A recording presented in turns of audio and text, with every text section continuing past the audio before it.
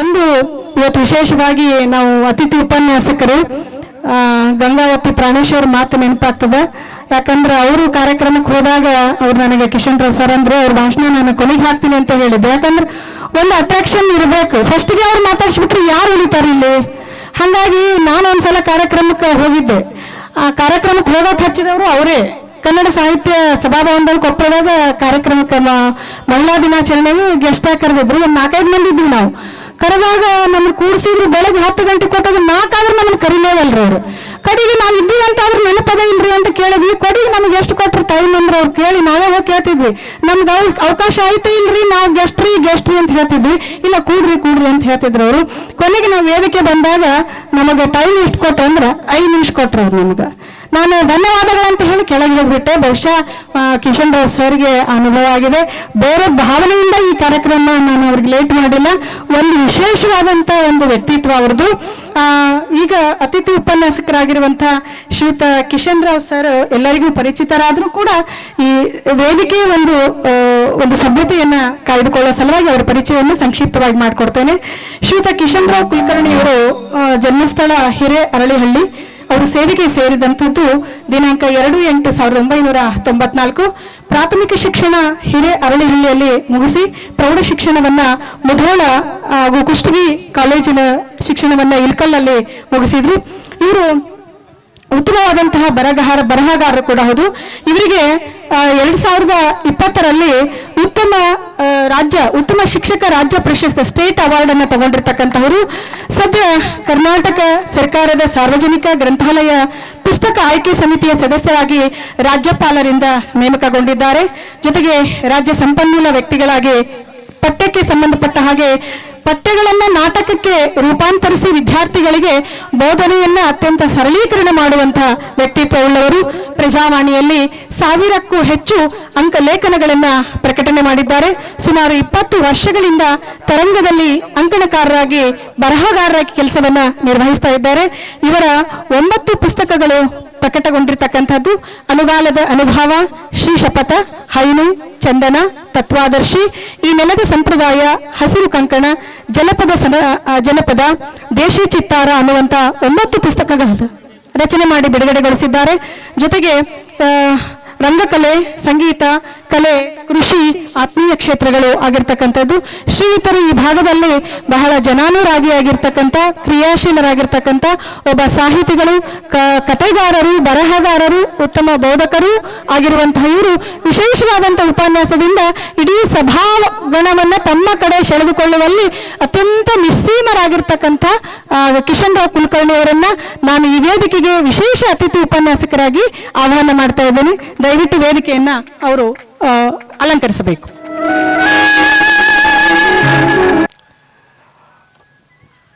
Leela madam ಅತ್ಯಂತ ವಿಶೇಷಣವಾಗಿರ್ತಕ್ಕಂತಹ ಪದಗಳನ್ನು ಬಳಸಿ ನನ್ನ ಪರಿಚಯವನ್ನು ಹೇಳಿದರು. ಸದ್ಯ ಎಲ್ಲಿದ್ದಾರೆ ಅನ್ನೋದನ್ನು ಒಂದ್ಬಿಟ್ರು. ನಿಮ್ಮ ಹಾಜರಿ ಎಲ್ಲದಲ್ಲ ಆ ಶಾಲೆಯೊಳಗೆ ನಾನು ಕೆಲಸ ಮಾಡ್ತೀನಿ. ಈ ಒಂದು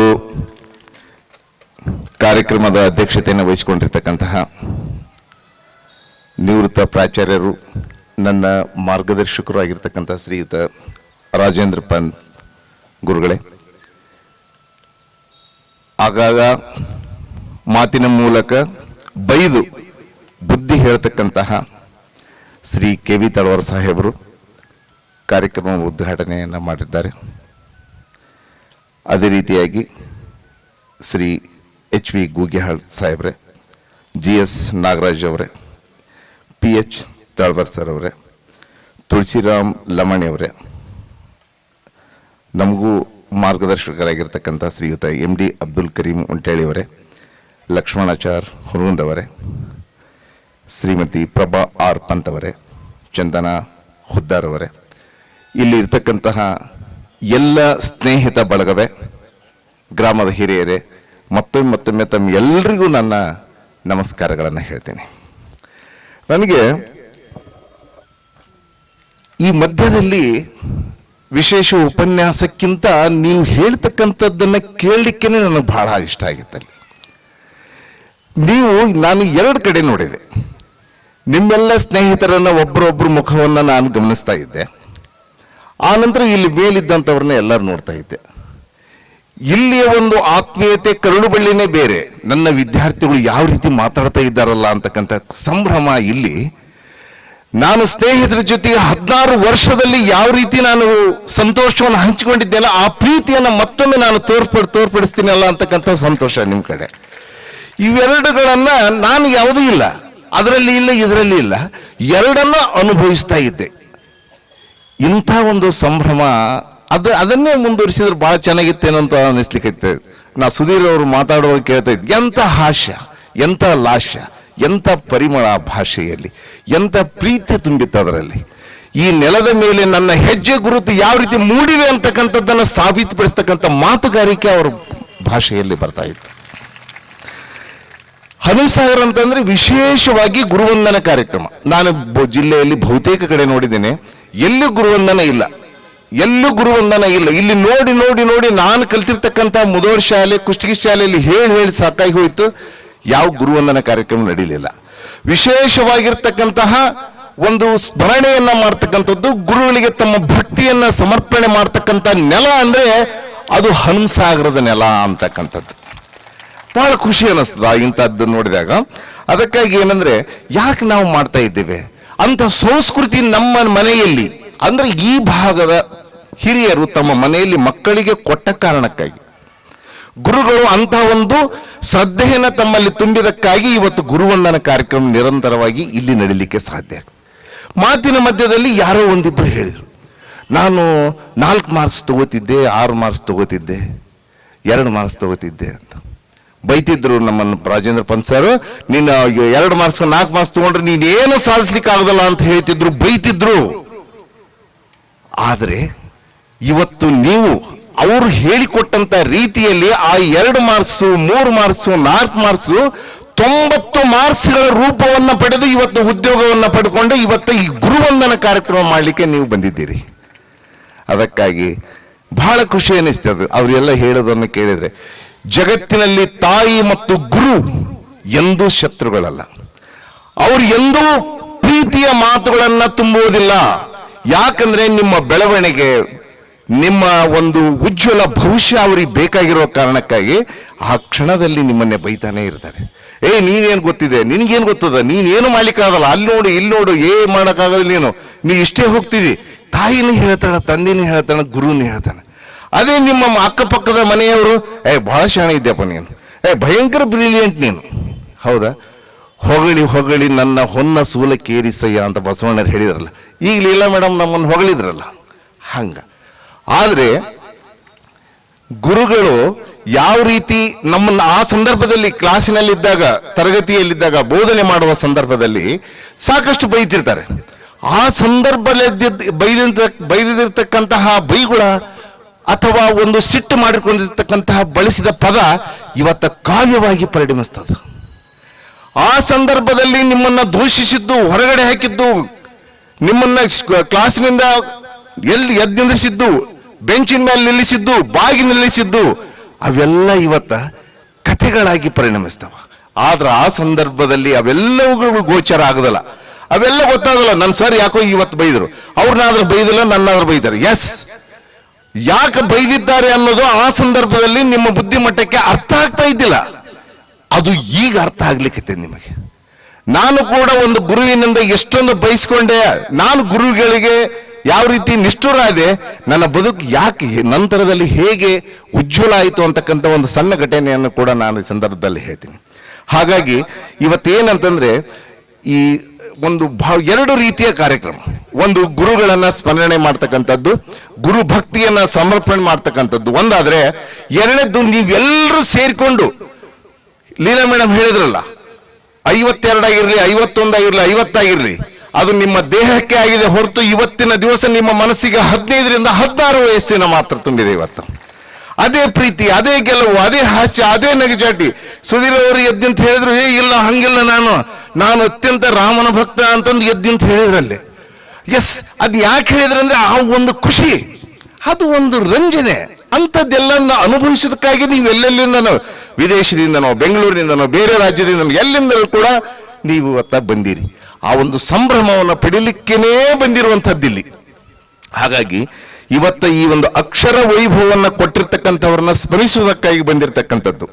ಹಾಗಾದ್ರೆ ಇವತ್ತು ನೀವು ಗುರುಗಳಿಗೆ ಕಾಣಿಕೆಯ ರೂಪದಲ್ಲಿ ಕೊಡ್ಲಿಕ್ಕೆ ಏನು ತಂದಿರೋ ಗೊತ್ತಿಲ್ಲ, ಆದರೆ ನಿಮ್ಮ ಹೃದಯದಲ್ಲಿ ಪ್ರೀತಿಯನ್ನ, ಮಮತೆಯನ್ನ, ಬಾಂಧವ್ಯವನ್ನ, ಭಕ್ತಿಯನ್ನ ತುಂಬಿಕೊಂಡು ಮಾತ್ರ ಖಂಡಿತ ಇಲ್ಲಿ ಬಂದಿದ್ದೀರಿ. ಇವತ್ತು ನೀವು ಅವರಿಗೆ ಹಾಕಿರ್ತಕ್ಕಂಥ ಶಾಲು ಮಾಸ್ಬೋದು, ಅವ್ರಿಗೆ ಹಾಕಿರ್ತಕ್ಕಂಥ ಹೂ ಬಾಡಬಹುದು, ಆದರೆ ಆ ಪ್ರೀತಿಯನ್ನ ತುಂಬಿಕೊಂಡು ಬಂದಿರಲ್ಲ, ಅದು ನಿರಂತರ ಶಾಶ್ವತವಾಗಿರ್ತಕ್ಕಂಥದ್ದು. ವಿದ್ಯೆ ಎಲ್ಲದಕ್ಕೂ ಬೆಳವಣಿಗೆಗೆ ಕಾರಣವಾಗ್ತಕ್ಕಂಥದ್ದು ವಿದ್ಯೆ. ವಿದ್ಯೆಯನ್ನು ಬಿಟ್ಟರೆ ಇನ್ನೇನೂ ಇಲ್ಲ. ಈಜು ಕಲ್ತವನು ಸುರಂಗನ ಹೊಡಿಬಹುದು, ಮುಳುಗು ಹಾಕ್ಬೋದು, ಮುಳುಗಿದವ್ರನ್ನ ಮೇಲಕ್ಕೆ ತರಬಹುದು, ಮೇಲಿದ್ದವ್ರನ್ನ ಮುಳುಗಿಸಬಹುದು. ಹಾಗೆ ವಿದ್ಯೆ ಒಂದಿದ್ರೆ ನಾವೆಲ್ಲವನ್ನು ಗೆದ್ದಂತೆ ಅಂತಕ್ಕಂಥದ್ದು. ಹಾಗಾಗಿ ವಿದ್ಯಾನಾಮ ಸರಸ್ಯ ರೂಪಂ ಅಧಿಕಂ ಪ್ರಶ್ಚನ್ನ ಗುಪ್ತಂ ಧನಂ ವಿದ್ಯಾಭೋಗಕರಿ ಯಶಸ್ಸ ಸುಖಕರಿ ವಿದ್ಯಾ ಪರದೇವತಾ ಅಂತ ಸಂಸ್ಕೃತದೊಳಗೊಂದು ಶ್ಲೋಕ ಅದ. ಎಷ್ಟು ಅದ್ಭುತ ಅಂದ್ರೆ, ವಿದ್ಯಾನಾಮ ಸರಸ್ಯ ರೂಪಂ ಅಧಿಕಂ. ನಮಗೆ ರೂಪ, ನಮಗೆ ಸೌಂದರ್ಯ, ನಮಗೆ ಒಂದು ಛಂದಸ್ಸು ಕಾಣಿಸ್ಬೇಕಂತಂದ್ರೆ ನಮ್ಮಲ್ಲಿ ವಿದ್ಯೆ ಇದ್ದಾಗ ಮಾತ್ರ ಕಾಣಿಸ್ತದೆ. ಅದು ಬರೀ ನಾವು ಏನಾದ್ರೂ ಅಲಂಕಾರ ಮಾಡ್ಕೊಂಡಾಗ ಅದು ರೂಪ ಅಲ್ಲ. ಹಾಗೆ ಪ್ರಶ್ಚನ್ನ ಗುಪ್ತಂ ಧನಂ, ಇದು ಗುಪ್ತವಾಗಿಟ್ಟಂತಹ ಅಥವಾ ಪ್ರಶ್ಚನ್ನ ತೆರೆದಿಟ್ಟಂತಹ ಒಂದು ಹಣ ಇದ್ದಂತೆ. ಅದನ್ನು ಯಾವಾಗಾದ್ರೂ ಬಳಸ್ಬೋದು, ಎದಕ್ಕಾದ್ರೂ ಬಳಸ್ಬೋದು, ಒಳ್ಳೆದಕ್ಕಾದ್ರೂ ಬಳಸ್ಬೋದು, ಅಥವಾ ಇನ್ನೊಬ್ಬರಿಗೆ ನೆರವಿಗಾಗಾದ್ರೂ ಬಳಸ್ಬೋದು. ವಿದ್ಯಾ ಭೋಗಕರಿ, ವಿದ್ಯೆ ನಮಗೆ ಭೋಗವನ್ನು ಅನುಭವಿಸ್ಲಿಕ್ಕೆ ಸಿಗ್ತದ. ವಿದ್ಯೆ ನಮಗೆ ಯಶಸ್ಸನ್ನು ತಂದು ಕೊಡ್ತದ. ವಿದ್ಯೆ ಸುಖಕರಿ, ನಮಗೆ ಸುಖವನ್ನು ಕೂಡ ತಂದು ಕೊಡ್ತದ. ಹೀಗಾಗಿ ವಿದ್ಯಾ ಪರದೇವತಾ, ಎಲ್ಲ ದೇವತೆಗಳಿಗೆ ದೊಡ್ಡ ದೇವತೆ ಅಂದ್ರೆ ಅದು ವಿದ್ಯಾದೇವತೆ ಅಂತಕ್ಕಂಥದ್ದು ಮಾತನ್ನ ಈ ಸಂದರ್ಭದಲ್ಲಿ ಹೇಳ್ತೀನಿ. ಬಸವಣ್ಣವರು ಕೂಡ ಗುರು ಶಿಷ್ಯರ ಸಂಬಂಧ, ಶಿಕ್ಷಣದ ಬಗ್ಗೆ ಯಾವ ರೀತಿ ಮಾತಾಡಿ ಹೇಳಿದ್ದಾರೆ ತಮ್ಮ ವಚನದಲ್ಲಿ ಅನ್ನೋದನ್ನು ಹೇಳೋಣ. ಗುರುವಿಂಗೆ ತನುವ ಕೊಟ್ಟು, ಲಿಂಗಕ್ಕೆ ಮನವ ಕೊಟ್ಟು, ಜಂಗಮಕ್ಕೆ ಧನವ ಕೊಟ್ಟು, ಇಂತಿ ತ್ರಿವಿಧಕ್ಕೆ ತ್ರಿವಿಧವ ಕೊಟ್ಟು ನಾನು ಶುದ್ಧನಾದನು ಕಾಣ ಕೂಣರ ಸಂಗಮ ದೇವ ಅಂತ. ಈ ಮೂರು ಅಂದ್ರೆ ಗುರುವಿಗೆ ತನು ಕೊಟ್ಟು, ಗುರುವಿಗೆ ತನ್ನ ದೇಹವನ್ನೇ ಕೊಟ್ಟ, ಲಿಂಗಕ್ಕೆ ಮನಸ್ಸನ್ನ ಕೊಟ್ಟ, ಅಂದ್ರೆ ಮನಸ್ಸಿನಿಂದ ಪೂಜೆಯನ್ನ ಮಾಡಿದಾಗ ಮಾತ್ರ ಅದು ಸಿಗ್ಲಿಕ್ಕೆ ಸಾಧ್ಯ ಆಗ್ತದ. ಅದೇ ರೀತಿ ಜಂಗಮಗೆ ತಾನು ದುಡಿದಂತಹ ಹಣದಲ್ಲಿ ಸ್ವಲ್ಪ ಸಹಾಯವನ್ನ ಮಾಡಿದ. ಈ ಮೂರು ಗುಣಗಳನ್ನ ತೀರಿಸಿದ್ದಕ್ಕಾಗಿ ನಾನು ಮನುಷ್ಯನಾದೆ, ನಾನು ದೇವನಾದೆ ಅಂತಕ್ಕಂಥದ್ದು ಬಸವಣ್ಣ ಹೇಳ್ತಾರೆ. ಬಸವಣ್ಣವರು ಕಲ್ಯಾಣದಲ್ಲಿರುವಾಗ ನಾನೊಬ್ನೇ ಭಕ್ತ ಅಂತ ಹೇಳ್ತಿದ್ರು. ಯಾರು ಅಲ್ಲ ಭಕ್ತ, ನಾನೊಬ್ಬನೇ ಭಕ್ತ. ಎಲ್ರಿಗೂ ಆಶ್ಚರ್ಯ ಆಯ್ತು, ಏನಿದು ಬಸವಣ್ಣವ್ರ ಬಗ್ಗೆ ನಾವು ಎಲ್ಲ ಒಳ್ಳೇದನ್ನು ಹೇಳ್ತಾ ಹೋದ್ರೆ ಇವ್ರು ತಾವಷ್ಟೇ ಭಕ್ತರಂತ ಹೇಳ್ತಾರಲ್ಲ, ಇದೇನಿದೆ ಅರ್ಥ ಅಂತ ಹೇಳಿ, ಏನ್ರಿ ಬಸವಣ್ಣವರೇ ನೀವೊಬ್ಬರೇ ಭಕ್ತ ಅಂತ ಹೇಳ್ತೀರಲ್ಲ, ಭಕ್ತರಲ್ಲ ಅಂತ ಕೇಳ್ತಾರೆ. ಅವಾಗ ಅವ್ರು ಹೇಳ್ತಾರೆ, ಇಲ್ಲ ಈಗಾದ್ರೂ ನಾ ಹೇಳ್ತೀನಿ, ನೀವು ಯಾರು ಭಕ್ತರಲ್ಲ, ನಾನೇ ಭಕ್ತ. ಅಂದ್ರೆ ನಾವೆಲ್ಲರೂ ಯಾರು, ನೀವೆಲ್ಲರೂ ಯಾರಂದ್ರೆ ನನ್ನ ಪಾಲಿನ ಜಂಗಮರಪ್ಪ ಅಂತ ಹೇಳಿ ಅವ್ರಿಗೆ ಕಾಲಿ ನಮಸ್ಕಾರ ಮಾಡ್ತಾರೆ. ಇದನ್ನು ಹೇಳಿ, ಇದು ಏನಂತಂದ್ರೆ ಎಲ್ಲರನ್ನ ದೊಡ್ಡವರನ್ನಾಗಿ ಮಾಡಿ ನಾವು ಸಣ್ಣವರಾಗಿ ಕಾಣುವನೇ ನಿಜವಾದ ದೊಡ್ಡ ವ್ಯಕ್ತಿ ಅಂತಕ್ಕಂಥದ್ದು. ಹಾಗಾಗಿ ಇವತ್ತ ನಮಗೆಲ್ಲ ಸರಿಯಾದ ದಾರಿಗೆ ತೋರಿಸ್ತಕ್ಕಂಥವ್ರು, ಮಾರ್ಗದರ್ಶನ ಮಾಡಿರುವಂಥವ್ರು, ಇವೆಲ್ಲ ಬಹಳ ಹೇಳಿದ್ರಿ. ಎಲ್ಲ ಮೇಡಮ್ ಅವ್ರ ಬಗ್ಗೆ ಆಯ್ತು, ಸರ್ ಬಗ್ಗೆ ಆಯ್ತು, ಬಹಳ ವಂಡರ್ಫುಲ್ ಆಗಿ ಹೇಳಿದ್ರಿ. ಅದನ್ನೆಲ್ಲ ಕೇಳಿದಾಗ ಒಬ್ಬ ಗುರು ಅನ್ಸ್ಕೊಳ್ಳಿಕ್ಕೆ ಇರಬೇಕಾದಂಥ ಎಲ್ಲ ಲಕ್ಷಣಗಳನ್ನ ನೀಡಿದಾಗ ಮಾತ್ರ ಪರಿಪೂರ್ಣವಾಗಿ ಅವರು ಗುರು ಅನ್ಸ್ಕೊಳ್ಳಿಕ್ಕೆ ಸಾಧ್ಯ. ಶ್ರದ್ಧೆ, ತಾಳ್ಮೆ, ಶಿಕ್ಷಣ, ಅಕ್ಷರ, ಸಂಸ್ಕಾರ, ಇವೆಲ್ಲವುಗಳು ಕೊಡುವಂಥದ್ದು ಗುರುಗಳು. ಯಾರೋ ಮಧ್ಯದಲ್ಲಿ ಒಬ್ರು ಹೇಳಿದ್ರು, ನಮ್ಗೆ ಗಣಿತನೂ ಹೇಳ್ತಿದ್ರು, ಇಂಗ್ಲಿಷ್ ಹೇಳ್ತಿದ್ರು, ಕನ್ನಡನೂ ಹೇಳ್ತಿದ್ರು. ಹೌದು, ಗುರು ಅಂತಂದ್ರೆ ಇದು ಗಣಿತ ಗುರು, ಇದು ಇಂಗ್ಲಿಷ್ ಗುರು ಅಂತ ಎಲ್ಲಿ ಇಲ್ಲ. ಗುರು ಎಂಬ ಸ್ಥಾನವನ್ನ ಪಡೆದರಂದ್ರೆ ಅದು ಎಲ್ಲದನ್ನ ಹೇಳುವಂತಹ ಸಾಮರ್ಥ್ಯ ಅದು ಅಂತಾನೆ ಅರ್ಥ ಅದು. ಹಾಗಾಗಿ ನಾವು ಗುರುಗಳು ಅಂತಕ್ಕಂಥದ್ದು ಈಗ ಹೇಳಿದ್ರು. ಗುರು ಅಂದ್ರೆ ನಮ್ಮ ಮನಸ್ಸಿನಲ್ಲಿ ಇರ್ತಕ್ಕಂತಹ ಒಂದು ಕತ್ತಲೆಯನ್ನ ಹೊಡೆದೋಡಿಸ್ತಕ್ಕಂತಹ ಸಾಮರ್ಥ್ಯ ಇರೋದು, ಬೆಳಕನ್ನ ತರುವಂಥದ್ದು ಅಂತ. ಹಾಗಾಗಿ ಗುರುವಿಗೆ ನಾವು ಏನ್ ಹೇಳ್ತೀವಿ ಅಂದ್ರೆ, ಗುರು ಬ್ರಹ್ಮ, ಗುರು ವಿಷ್ಣು, ಗುರುದೇವ ಮಹೇಶ್ವರ, ಗುರು ಸಾಕ್ಷಾತ್ ಪರಬ್ರಹ್ಮ, ತಸ್ಮೈ ಶ್ರೀ ಗುರುವೇ ನಮಃ ಅಂತ. ಏನಿದು ಗುರುಗೆ? ಗುರು ಬ್ರಹ್ಮ, ಬ್ರಹ್ಮ ಅಂದ್ರೆ ಸೃಷ್ಟಿಕರ್ತ, ಗುರು ಸೃಷ್ಟಿಯನ್ನು ಮಾಡಲಿಕ್ಕೆ ಅರ್ಹನಿದ್ದಾನೆ, ಸೃಷ್ಟಿಸುವಂತವನು. ಗುರು ವಿಷ್ಣು, ವಿಷ್ಣು ಸಂರಕ್ಷಕ. ಗುರು ಸಂರಕ್ಷಣೆಯನ್ನು ಮಾಡ್ತಾನ. ಗುರು ಮಹೇಶ್ವರನೂ ಹೌದು. ಅಂದ್ರೆ ಮಹೇಶ್ವರ ವಿಧ್ವಂಸಕ. ಏನು ವಿಧ್ವಂಸ ಮಾಡ್ತಾರೆ ಇವರು ಗುರುಗಳೆಲ್ಲ? ನಮ್ಮಲ್ಲಿ ಇರ್ತಕ್ಕಂಥ ಅರಿಶ್ವಟ್ ವರ್ಗಗಳನ್ನ, ನಮ್ಮಲ್ಲಿ ಕಾಮ, ಕ್ರೋಧ, ಮದ, ಲೋಭ, ಮತ್ಸರ ಇವೆಲ್ಲವುಗಳನ್ನ ಸುಟ್ಟು ಬೂದಿ ಮಾಡಿ ವಿಧ್ವಂಸಕ ಮಾಡತಕ್ಕಂತಹ ಮಹೇಶ್ವರನ ಪಾತ್ರವನ್ನು ನಿರ್ಮಿಸುವುದಕ್ಕಾಗಿನೇ ಇದಕ್ಕೆ ನಾವು ಗುರು ವಿಷ್ಣು, ಗುರು ಬ್ರಹ್ಮ, ಗುರು ವಿಷ್ಣು, ಗುರುದೇವೋ ಮಹೇಶ್ವರ, ಗುರು ಸಾಕ್ಷಾತ್ ಪರಬ್ರಹ್ಮ ತಸ್ಮೈ ಶ್ರೀ ಗುರುವೇ ನಮಃ ಅಂತ ಇವತ್ತು ಬೆಳಗ್ಗೆ ಆ ಕಡೆಯಿಂದ ಬರುವಾಗ ಎಲ್ಲರೂ ಹೇಳ್ತಾ ಇದ್ರಿ. ಎಸ್, ಎಂತ ವಂಡರ್ಫುಲ್ ಅದು. ಬಹಳ ಅದು ಗುರುವಿಗೆ ಕೊಡ್ತಕ್ಕಂಥ ಒಂದು ದೊಡ್ಡ ಗೌರವ ಅದು. ಇವತ್ತು ಅದಕ್ಕಾಗಿ ಏನಂದ್ರೆ ವಿದ್ಯೆ ಅಂತಕ್ಕಂಥದ್ದು ದೊಡ್ಡ ಧನ ಧನ ಅನ್ನೋದಕ್ಕಿಂತ ಒಂದು ಶಕ್ತಿ ಅದು. ಅದಕ್ಕೆ ಒಂದು ಸಂಸ್ಕೃತದಲ್ಲಿ ಶ್ಲೋಕ ಬರ್ತದೆ, ಸ್ವಗ್ರಹ ಪೂಜ್ಯತೆ ಮೂರ್ಖಃ, ಸ್ವಗ್ರಾಮೇ ಪೂಜ್ಯತೆ ನೃಪ, ಸ್ವದೇಶಿ ಪೂಜ್ಯತೆ ರಾಜ, ವಿದ್ವಾನ್ ಸರ್ವತ್ರ ಪೂಜ್ಯತೆ ಅಂತ. ಸ್ವಗ್ರಹ ಪೂಜ್ಯತೆ ಮೂರ್ಖಃ, ಮನೆಯಲ್ಲಿ ಒಬ್ಬ ಮೂರ್ಖಿದ್ರು ಕೂಡ ಅವನ್ನ ಪ್ರೀತಿಸ್ತೀವಿ, ಮನೆಯೊಳಗೆ ಶ್ರೇಷ್ಠ, ಹೊರಗಡೆ ಬಂದ್ರೆ ಯಾರು ಕೇಳಲ್ಲ. ಸ್ವಗ್ರಾಮ ಪೂಜ್ಯತೆ ಮೂರ್ಖಃ, ಸ್ವಗ್ರಾಮ ಪೂಜ್ಯತೆ ನೃಪ. ಮನೆಯಲ್ಲಿ ಇಂದ ಹೊರಗಡೆ ಬಂದಾಗ ನೃಪ ಅಂತ ಹೇಳಿದೆ, ಇಲ್ಲಿ ಗ್ರಾಮ ಸರಪಂಚ ಹಿಂಗೆಲ್ಲ ಹೇಳ್ತೇವೆ, ಗ್ರಾಮಾಧಿಪತಿ ಇವ್ರನ್ನ ಅಷ್ಟೇ ಇರ್ತಾನ. ಅಲ್ಲಿ ಹೊರಗಡೆ ಹೋದ್ರೆ ಅವನ್ನ ಯಾರು ಪೂಜಿಸುವುದಲ್ಲ. ಆದ್ರೆ ಸ್ವದೇಶ ಪೂಜ್ಯತೆ ರಾಜ, ಸ್ವದೇಶ ಒಬ್ಬರ ದೇಶದಲ್ಲಿ ಇರ್ತಕ್ಕಂಥವನ್ನ ರಾಜನನ್ನ ಪೂಜಿಸಬಹುದು ಸ್ವದೇಶದಲ್ಲಿ, ಆದ್ರೆ ಸೀಮಿತ ಇವರೆಲ್ಲರೂ. ಆದ್ರೆ ವಿದ್ವಾನ್ ಸರ್ವತ್ರ ಪೂಜ್ಯತೆ, ವಿದ್ವಾನ್ ಎಲ್ಲಿರ್ತಾನಂದ್ರೆ ಎಲ್ಲಾ ಕಡೆನೂ ಆತ ಪೂಜೆಗೊಳಪಡ್ತಾನ. ಹಾಗಾಗಿ ಇವತ್ತೇನಾಗ್ಯದಂದ್ರೆ ನಾವು ವಿದ್ಯೆಯನ್ನ ಪಡೆದಿದ್ರೆ ನಾವು ಎಲ್ಲಾದ್ರೂ ಬದುಕಬಹುದು, ಎಲ್ಲಾದ್ರೂ ಬೆಳಿಬಹುದು ಅಂತಕ್ಕಂಥದ್ದು ಒಂದು ಇದು. ಇನ್ನು ಈ ಗುರು ಶಿಷ್ಯರ ಸಂಬಂಧದ ಬಗ್ಗೆ ಒಂದು 2 ನಿಮಿಷ ಹೇಳ್ತೀನಿ. ಆನಂತರ ಸ್ನೇಹಿತರಿಗೆ ಸಂಬಂಧಪಟ್ಟಿರ್ತಕ್ಕಂಥದ್ದು 1-2 ಅಂಶಗಳನ್ನ ಹೇಳ್ತೀನಿ. ಅಲೆಕ್ಸಾಂಡರ್ ಅತ್ಯಂತ ಶ್ರೇಷ್ಠನಾಗಿರ್ತಕ್ಕಂಥ ಶಿಷ್ಯ. ಅಲೆಕ್ಸಾಂಡರ್ ತಾನು ಇಡೀ ವಿಶ್ವವನ್ನೇ ಗೆದ್ದಿರ್ತಕ್ಕಂಥ ವ್ಯಕ್ತಿ. ಆತ ಒಂದ್ ದಿವ್ಸ ಹೋಗುವಾಗ ಎದುರಿಗೆ ಬಂದಂತ ಗುರುವಿಗೆ ಪಾದ ಮುಟ್ಟಿ ನಮಸ್ಕಾರ ಮಾಡ್ತಾನ. ಮಂತ್ರಿ ಕೇಳ್ತಾನ, ಏನ್ ಸರ್ ಇಡೀ ವಿಶ್ವವನ್ನೇ ಗೆದ್ದಿರುವಂಥವ್ರು ನೀವು, ಇವತ್ತು ಯಾಕ ಅಂತ ಒಬ್ಬ ಗಡ್ಡಧಾರಿ ಮನುಷ್ಯನಿಗೆ ಪಾದ ಮುಟ್ಟಿ ನಮಸ್ಕಾರ ಮಾಡಿದಾರಲ್ಲ ಅಂದಾಗ, ಇಲ್ಲ ಆ ವ್ಯಕ್ತಿ ನನಗೆ ದೊಡ್ಡ ವ್ಯಕ್ತಿ. ಇಲ್ಲ, ನಿಮ್ಮ ತಂದೆಗಿಂತಲೂ ದೊಡ್ಡ ವ್ಯಕ್ತಿನೇ.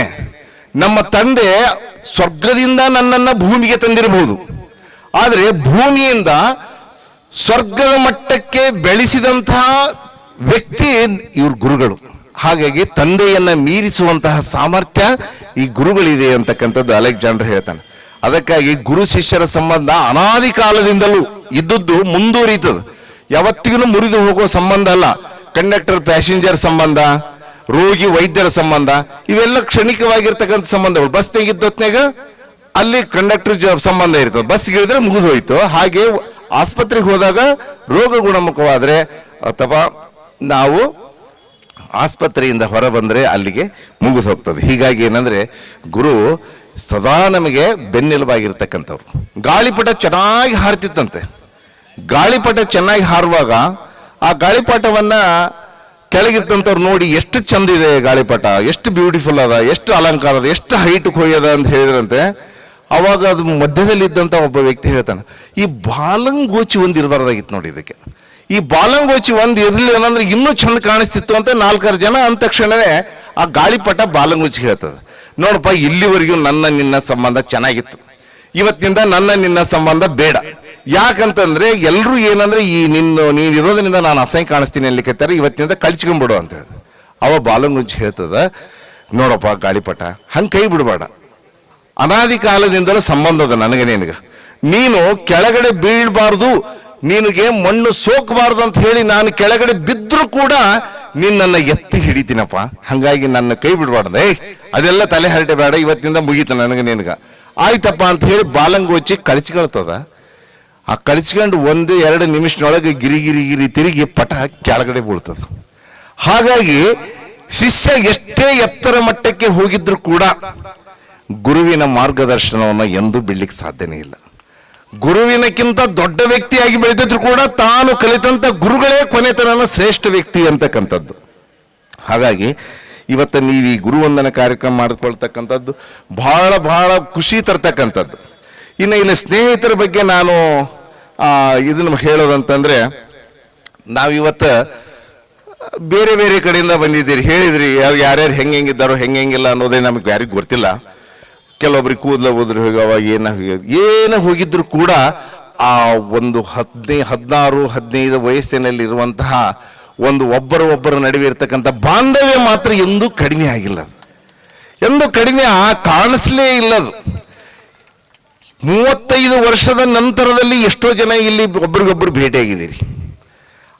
ಅದು ಎಷ್ಟು ಇದು ಸಿಗ್ತದಂತಂದ್ರೆ ಅದು ಏನು ಕೊಟ್ಟು ಖರೀದಿ ಮಾಡಿಕೊಳ್ಳುವಂಥದ್ದಲ್ಲದ ಸಂಪತ್ತದು.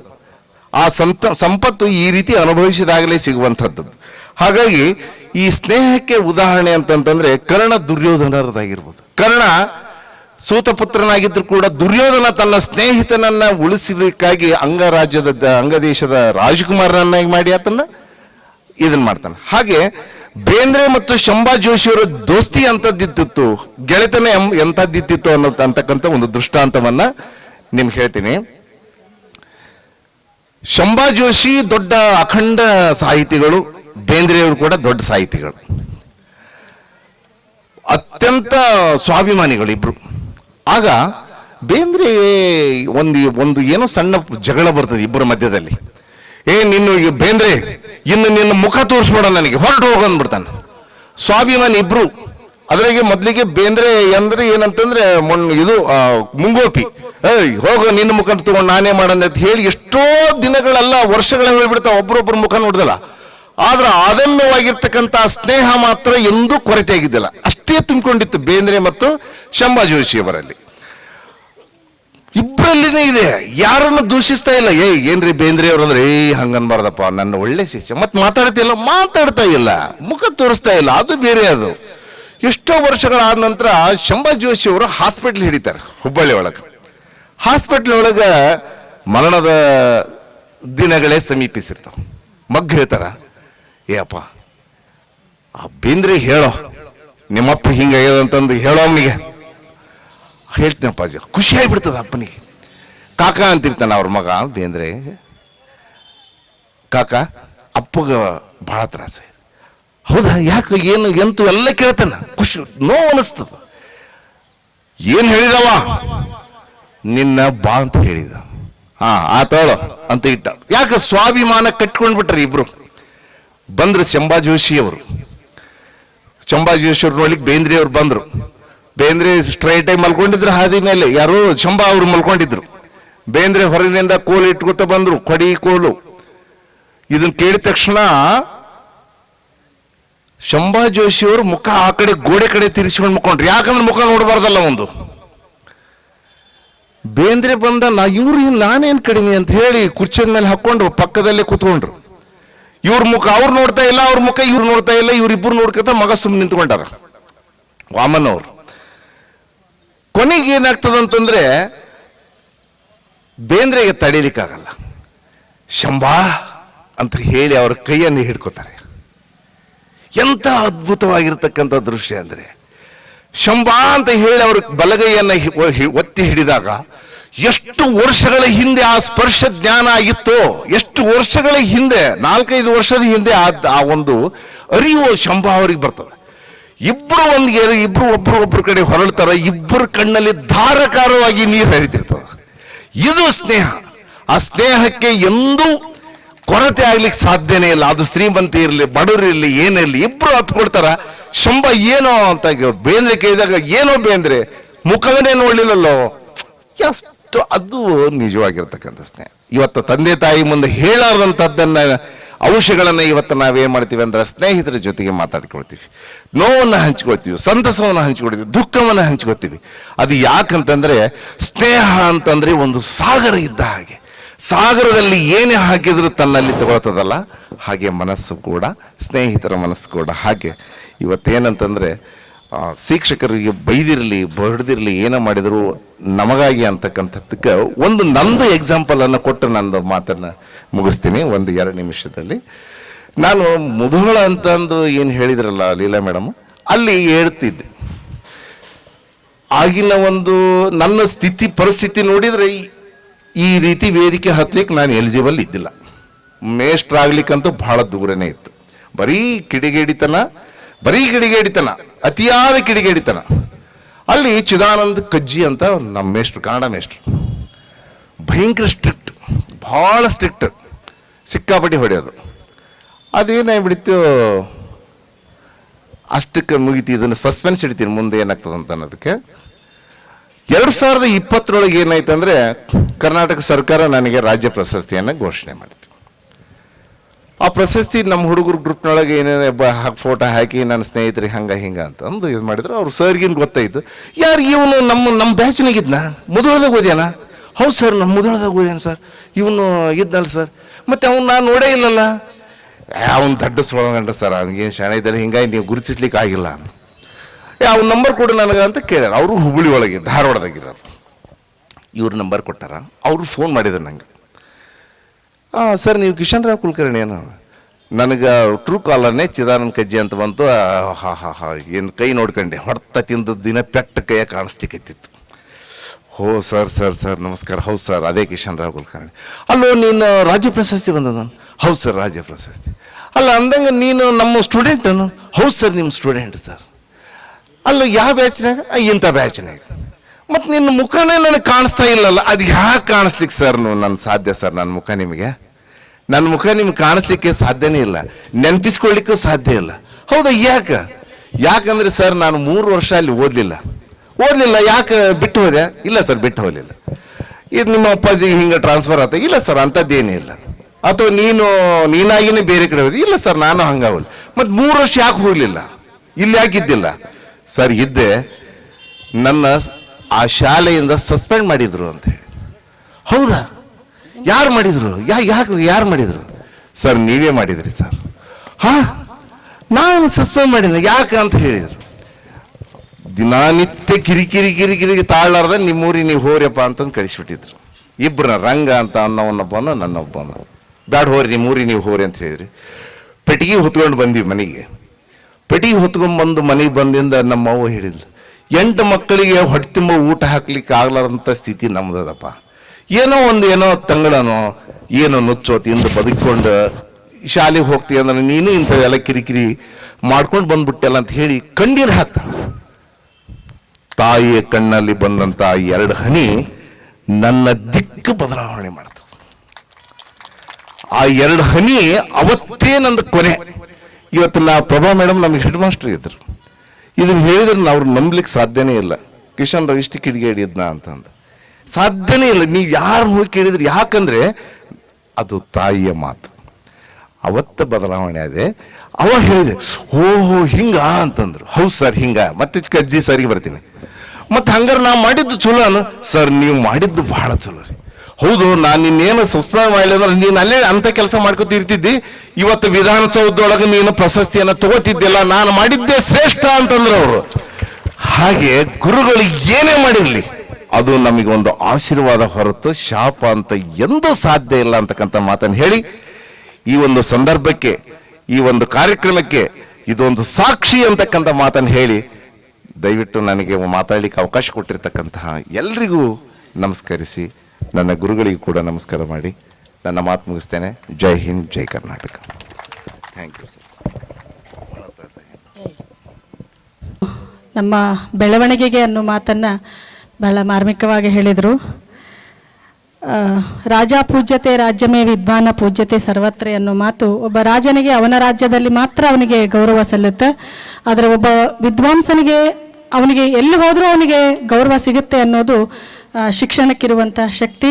ಜೊತೆಗೆ ಬಿದಿರೊಂದು ಬ್ರಹ್ಮದೇವನಿಗೆ ಎದುರಾಗಿ ಕೇಳಿತಂತೆ, ಬೇಕೀತೆ ನಿನಗೆ ಸೃಷ್ಟಿಯೊಳಗೆ ನನ್ನದೊಂದು ಪಾತ್ರ, ಹೂವಿಲ್ಲ ಹಣ್ಣಿಲ್ಲ ದಣಿದು ಬಂದವರಿಗೆ ನೆರಳು ಕೊಡಲಾಗುವುದಿಲ್ಲ.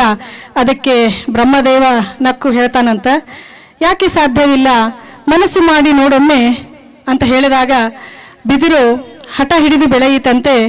ಕೃಷ್ಣನ ಕೈಯಲ್ಲಿನ ಕೊಳಲಾಯಿತಂತೆ, ಮಕ್ಕಳ ತೂಗುವ ತೊಟ್ಟಿಲಾಯಿತಂತೆ, ಸುಮಂಗಲಿಯರಿಗೆ ಬಾಗಿನ ಕೊಡುವ ಮರವಾಯಿತಂತೆ, ಬಡವನ ಗುಡಿಸಲಿಗೆ ನೆರಳಾಯಿತಂತೆ, ಬಟ್ಟೆ ಒಣಗಿಸಲು ಕೋಲಾಯಿತಂತೆ, ಬಿದಿರಿನ ಬುಟ್ಟಿಯಾಯಿತಂತೆ, ಕಡೆಗೆ ಶವ ಎತ್ತಲು ಆಧಾರವಾಯಿತಂತೆ. ಸೊ ಮನುಷ್ಯನಿಗೆ ಕೊನೆಗೆ ಬಿದಿರು ಗುಟ್ಟು ಹೇಳಿತಂತೆ, ನನ್ನಿಂದ ಏನಾಗದು ಅಂತ ಕೈ ಚೆಲ್ಲದಿರು ಮನುಜ, ಮನಸ್ಸು ಮಾಡಿ ನೋಡೊಮ್ಮೆ ಅನ್ನುವಂತಹದ್ದು ಬಹುಶಃ ನಮಗೇನೂ ಆಗೋದಿಲ್ಲ ಅಂತ ನಾವು ಕೈ ಚೆಲ್ಲಿ ಕೂತಾಗ ನಮ್ಮೊಳಗೇನೋ ಒಂದು ಅದ್ಭುತ ಶಕ್ತಿ ಇದೆ ಅಂತ ಅದನ್ನು ಹೊರಗೆ ತಂದು ನಮ್ಮನ್ನೆಲ್ಲ ಈ ಸಮಾಜದಲ್ಲಿ ಒಬ್ಬ ಸುಸಂಸ್ಕೃತ ನಾಗರಿಕರನ್ನಾಗಿ, ಬರೀ ಪುಸ್ತಕದಾಗಿಂದ ಪಾಠ ಹೇಳೋರು ವರ್ಣ ಮಾತ್ರಂ ಕಲಿಸಿದಾತಂ ಗುರು ಅಂತ ಹೇಳ್ತೀವಿ, ಒಂದು ಅಕ್ಷರ ಕಲಿಸಿದ್ರು ಅಂದ್ರೆ ಅವ್ರು ಗುರು ಅಂತ ಹೇಳ್ತೀವಿ ಅಂದ್ರೆ, ಬರೀ ಪುಸ್ತಕದಾಗಿನ ಪಾಠ ಮಾಡೋರು ಮಾತ್ರ ಮಾಸ್ತಾರಲ್ಲ, ಸಂಸ್ಕಾರವಂತರಾಗಿ ಸಮಾಜದಲ್ಲಿ ಒಬ್ಬ ನಾಗರಿಕರಾಗಿ ಬದುಕೋದು ಕೂಡ ಒಂದು ದೊಡ್ಡ ಪಾಠ. ಅದನ್ನು ನಮಗೆಲ್ಲ ಗುರುಗಳು ಕಲಿಸಿದ್ದಾರೆ. ಅದನ್ನು ಶ್ರೀಯುತ ಕಿಶನ್ ರಾವ್ ಸರ್ ಬಹಳ ಮಾರ್ಮಿಕವಾಗಿ ಉತ್ತಮವಾಗಿರ್ತಕ್ಕಂಥ ವಾಕ್ಚಾತುರ್ಯದಿಂದ ನಮ್ಮನ್ನೆಲ್ಲ ಒಂದಷ್ಟು, ನಾವು ಶಾಲೆಯಲ್ಲಿ ಬೇಜಾರಾಗಿ ಕುಳಿತಾಗ ನಮ್ಮ ಕೋವರ್ಕರು ಹೇಳಿಲ್ಲ ಇದೇ ಸ್ಕೂಲ್ ಅಂತ ಹೇಳಿದ್ರು, ನಾವೆಲ್ಲ ಬೇಜಾರಾಗಿ ಕುಳಿತಾಗ ಬಂದಾಗ ನಮ್ಮನ್ನು ಸ್ವಲ್ಪ ನಗಿಸಿ ಹೋಗ್ತಕ್ಕಂಥವ್ರು ಅವರು. ಹಾಗಾಗಿ ಅವರ ಉಪನ್ಯಾಸ ಕೊನೆಗೆ ಇದ್ರೆ ಎಲ್ಲರಿಗೂ ಸ್ವಲ್ಪ ಚೆನ್ನಾಗಿರ್ತದೆ ಅನ್ನೋ ಭಾವನೆಯಿಂದ ನಾವು ಅದನ್ನು ಸ್ವಲ್ಪ ಲೇಟ್ ಮಾಡಿದ್ವಿ. ಅವರಿಗೆ ಕ್ಷಮೆ ಇರಲಿ ವೇದಿಕೆ ಪರವಾಗಿ. ಮತ್ತು ಅನಿವಾರ್ಯ ಕಾರಣಗಳಿಂದ ಕೆಲವು ನಮ್ಮ ಸಹಪಾಠಿಗಳ ಮಾತಿಗೆ ನಾವು ಸ್ವಲ್ಪ ಬ್ರೇಕ್ ಹಾಕಬೇಕಾಯಿತು, ಸಮಯ ಬಹಳ ಆಗಿರೋದ್ರಿಂದ ದಯವಿಟ್ಟು ಯಾರು ಅನ್ಯತಾ ಭಾವಿಸಬೇಡಿ. ಮುಂದಿನ ಕಾರ್ಯಕ್ರಮ, ಈ ಕಾರ್ಯಕ್ರಮದ ಉದ್ಘಾಟಕರಾಗಿ ಆಗಮಿಸಿರುವಂಥ ಶ್ರೀಯುತ ಕೆ.ಬಿ. ತಳವಾರ್ ಸರ್ ಅವರು ತಮ್ಮ ಉದ್ಘಾಟನಾ ಭಾಷಣವನ್ನು ಮಾಡಬೇಕಾಗಿ ಕೋರಿಕೆ.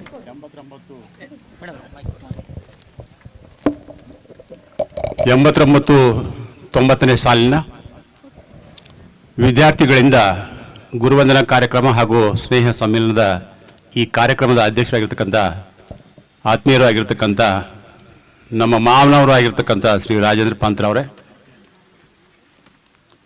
ಸ್ನೇಹಿತರಾಗಿರ್ತಕ್ಕಂಥ ಗೂಗೆಹಾಳ ಹಾಗೂ ತಳವಾರವರೇ,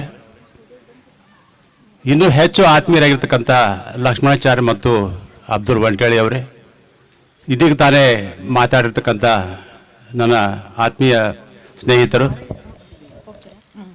ಅಲ್ಲದೆ ಸಹೋದರಿಯಾಗಿರ್ತಕ್ಕಂಥ ಶ್ರೀಮತಿ ಪ್ರಭಾರ್ ಅವರೇ ಹಾಗೂ ಚಂದನಾ ಮೇಡಮ್ರವರೇ, ಇದರೆಲ್ಲರ ಜೊತೆ ಇವತ್ತು ಅತಿ ಉತ್ಸಾಹದಿಂದ ಕಾರ್ಯಕ್ರಮದಲ್ಲಿ ಭಾಗಿಯಾಗಿರ್ತಕ್ಕಂಥ ವಿದ್ಯಾರ್ಥಿ, ಆಗಿನ ವಿದ್ಯಾರ್ಥಿನಿಯರೇ, ಏನಂತ ಬಹುಶಃ ಇಲ್ಲಿವರೆಗೂ ನಿಮ್ಮ ಅನಿಸಿಕೆಗಳೇನಪ್ಪ ಅಂತಂದ್ರೆ ಇಲ್ಲೇ ನಾವು ಹೆಚ್ಚಾಗಿ ಮಾತಾಡಿದ್ದೀವಿ. ಇದ್ರ ಜೊತೆ ನೀವು ಭಾಳ ಹೊಗಳಿದ್ರಿ, ಉತ್ತಮ ಶಿಕ್ಷಕರು ಇದ್ದದ್ರಿಂದ ಏನಪ್ಪ ಇವತ್ತು ದಿವಸ ಇಷ್ಟೊಂದು ಏನಪ್ಪ ಅಂದ್ರೆ ನಾವು ಮುಂದೆ ಬಂದೀವಿ ಅಂತ ತಿಳ್ಕೊಂಡು. ನನಗನ್ಸುತ್ತಾ ನಾನು ಅದು ರಾಜೇಂದ್ರ ಆಯಿತು ಒಂದು ಪಾಠನೇ ಮಾಡಿಲ್ಲ, ನಮಗೂ ಸಹ ಏನಪ್ಪ ಉತ್ತಮ ಶಿಕ್ಷಕರಂತ ಸರ್ಟಿಫಿಕೇಟ್ ಏನಪ್ಪ ಕೊಟ್ಬಿಟ್ರಿ. ನಿಮ್ಮ ಆಕಾರ ನೋಡಿದ್ರೆ ಈ ಏನು ಪ್ರಿಂಟ್ ಮಾಡಿರ್ತಕ್ಕಂಥ ಇದ್ರೊಳಗೆ ಏನಪ್ಪ ಅಂದ್ರೆ ಏನೇನು ತಪ್ಪದ ಅಂತ ತಿಳ್ಕೊಂಡು ರಾಜೇಂದ್ರ ಅವ್ರು ಹೇಳ್ತಾರೆ.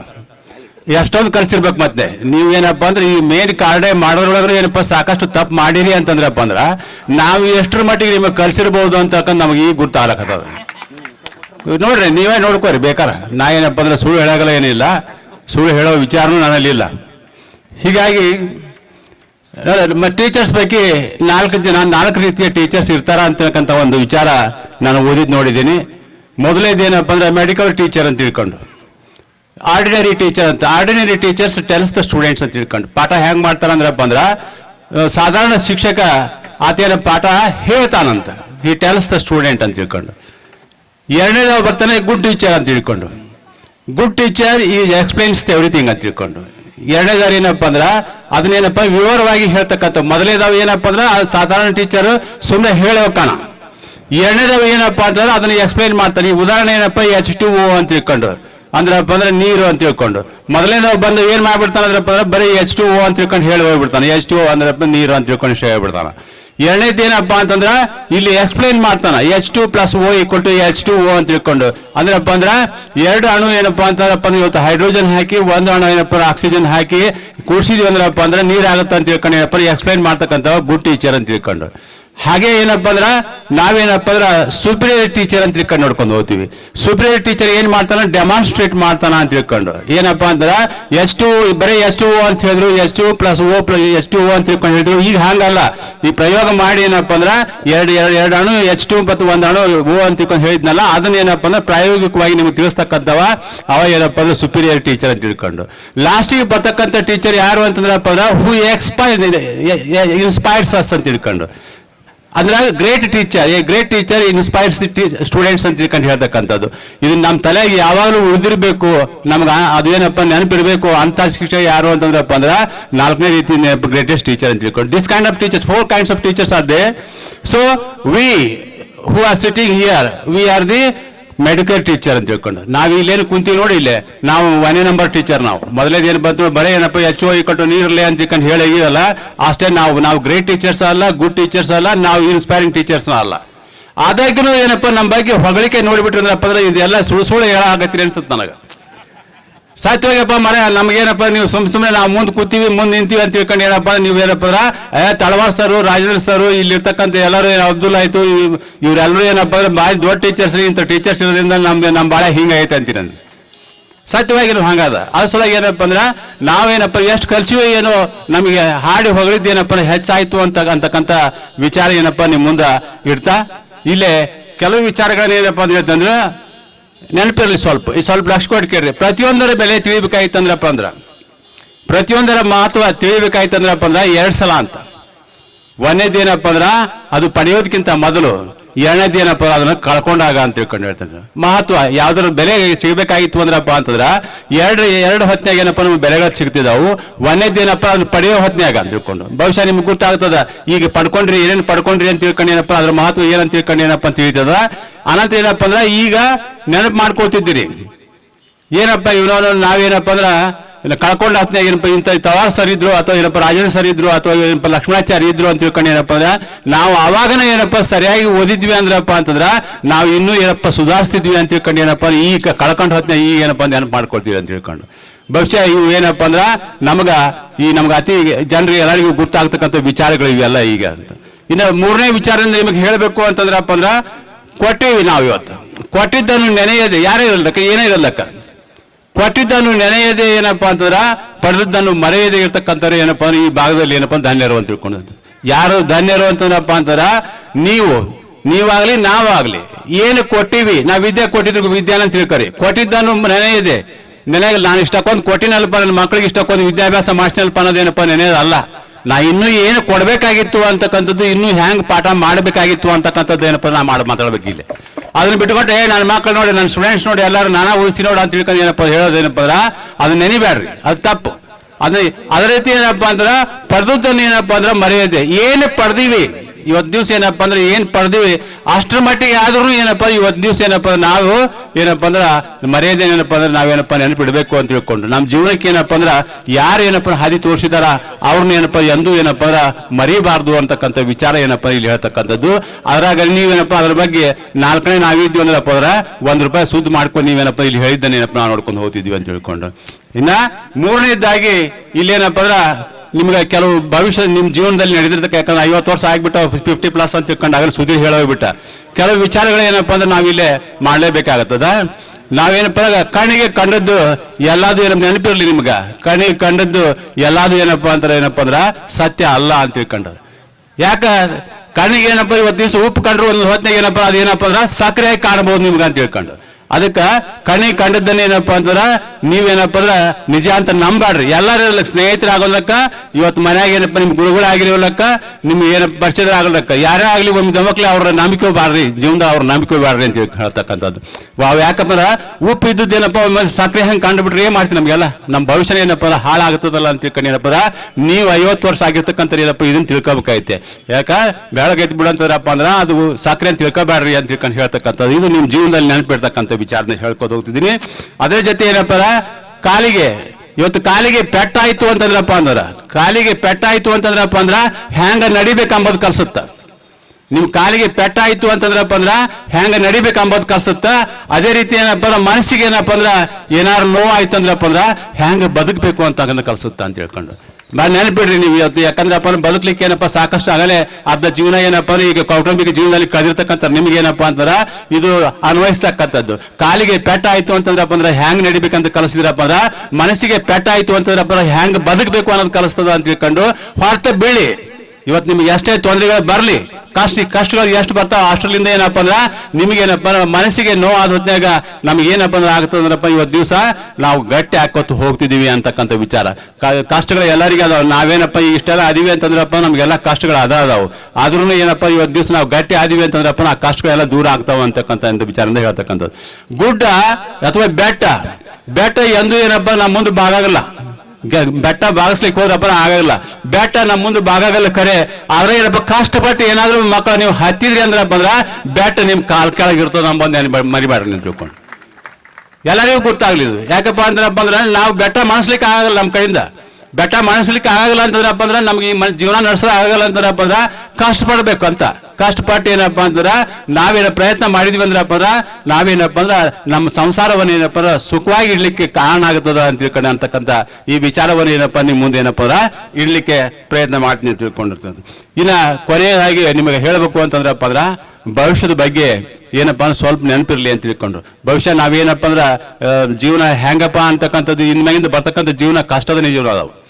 ಇಲ್ಲಿವರೆಗೆ ಇದ್ದಿದ್ದು ನೀವೇನು ಕಳೆದ್ರಿ ಎಲ್ಲ ಸುಖ 50 ವರ್ಷದಲ್ಲಿ ಕಳೆದೆಲ್ಲ ಸುಖದ ಒಂದು ಏನಪ್ಪ ಜೀವನ ಕಳೆದಿದ್ದೀವಿ. ಇನ್ನು ಮ್ಯಾಗಿಂದ ಬರ್ತಕ್ಕಂಥದ್ದು ಏನಪ್ಪ ಇನ್ನು ಮಕ್ಕಳ ಮದುವೆ, ಮಕ್ಕಳ ವಿದ್ಯಾಭ್ಯಾಸ, ಮುಂದೆ ಏನಪ್ಪ ನಮಗೆ ಯಾವುದೇ ಅನಾರೋಗ್ಯ ಪೀಡಿತರಾಗಿ ಇರ್ತಕ್ಕಂಥ ಈ ಸಮಯಗಳೇನಪ್ಪ ಇನ್ನು ಮ್ಯಾಗಿಂದ ಸ್ಟಾರ್ಟ್. ಯಾಕಂದ್ರೆ ಈ ಅನುಭವಿಸಿ ಬಂದಿರತಕ್ಕಂಥ ನಾನು ಈಗ ನಿಮಗೆ ಮಾಸ್ತರ್ ಅಂತ ತಿಳ್ಕೊರಿ.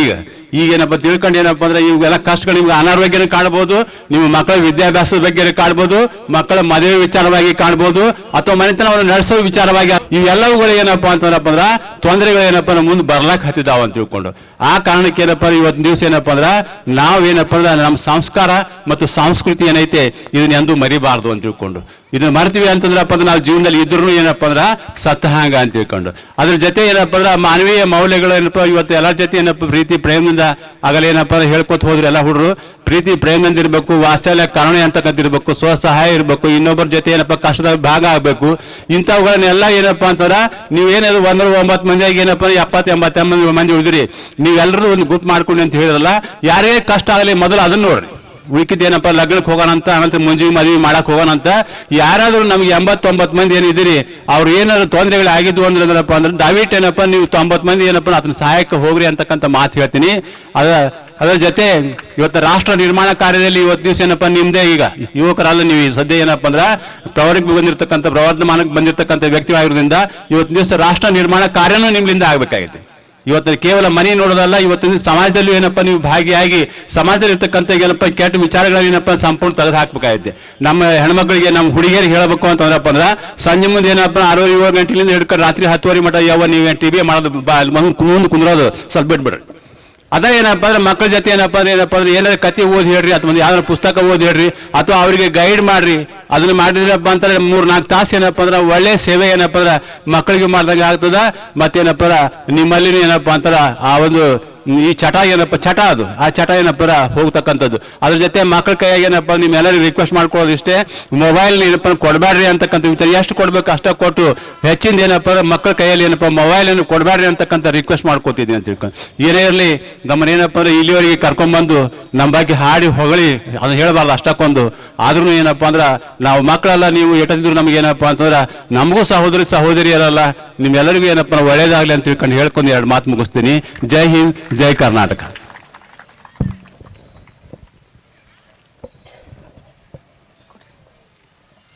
ನಿಜ ಸತ್ಯದ ಅನಾವರಣವನ್ನ ಮಾಡಿಕೊಟ್ಟಂತಹ ಉದ್ಘಾಟಕರು ಆಗಿರುವಂತಹ ಈ ಸಮಾರಂಭದ ಕೇಂದ್ರ ಬಿಂದುವಾಗಿರುವಂತಹ ಶ್ರೀಯುತ KB ತಳವಾರ್ ನಿವೃತ್ತ ಪ್ರಾಂಶುಪಾಲರು, ಇವರಿಗೆ ವೇದಿಕೆ ಪರವಾಗಿ ತುಂಬ ಹೃದಯದ ಧನ್ಯವಾದಗಳು.